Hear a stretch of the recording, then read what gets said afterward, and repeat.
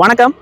அரசினர் பாலிடெக்னிக் கல்லூரி ஆண்டிப்பட்டியில் இன்று 79வது சுதந்திர தின விழா கொண்டாடிக்கிட்டு இருக்கோம். இந்த நேரத்தில் நேற்று நமது கல்லூரி மாணவர்களுக்கு சில பல போட்டிகள் நடத்தினோம். கட்டுரை போட்டி, பேச்சு போட்டி, ஓவிய போட்டி, வினாடி வினா போட்டி. ஸோ அதற்கான பரிசு என்ன கொடுக்கலாம் அப்படின்னு யோசிக்கும் போது எப்போதும் போல புத்தகங்கள் தான் ஆக சிறந்த பரிசு அப்படின்னு சொல்லிட்டு ஒரு முடிவு பண்ணோம். இந்த புத்தகங்களை ஏன் கொடுக்கணும், புத்தகங்களுக்கும் நமக்கும் என்ன தொடர்பு இருக்கு அப்படின்னு யோசிச்சு பார்த்தா, தமிழர்களா நாம் பெருமைப்பட வேண்டிய முக்கியமான ஒரு விடயம் இருக்கு. அது என்ன அப்படின்னா, இந்தியாவில் முதலில் அச்சடிக்கப்பட்ட, தமிழில் அச்சடிக்கப்பட்ட புத்தகம் தான் முதல் புத்தகம். இந்த புத்தகம் என்ன பண்ணும் அப்படின்றத நான் சொல்லி உங்களுக்கு தெரிய வேண்டிய அவசியம் இல்லை.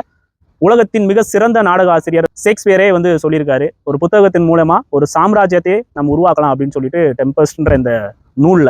அதை தான் இந்த மாணவர்களும் இனி வரும் காலங்களில் இது வெறும் காகிதங்கள் அல்ல, இது ஆயுதம் அப்படின்னு சொல்லிட்டு படிக்கணும் அப்படின்ற ஒரு ஆசையில தான் இந்த புத்தகத்தை மாணவர்களுக்கு பரிசா கொடுக்கறதுல ரொம்ப மகிழ்ச்சி.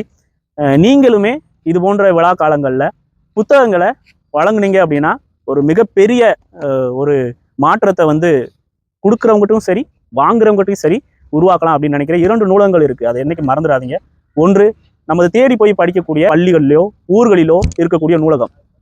இன்னொன்று உங்களுடைய இதய அறையில், மூளையில் ஏதோ ஒரு ஓரத்தில் ஒரு நூலகம் இருக்கும். அது நீங்கள் எவ்வளவெல்லாம் சேர்த்து வைக்கிறீங்களோ அது எல்லாமே ஒரு சேமிப்பு கிடங்கு போல உள்ள பதுங்கிக்கிட்டே இருக்கும். தேவைப்படும் போது அது தானாக வரும் அப்படின்றத என்னைக்கு மறந்துடாதீங்க.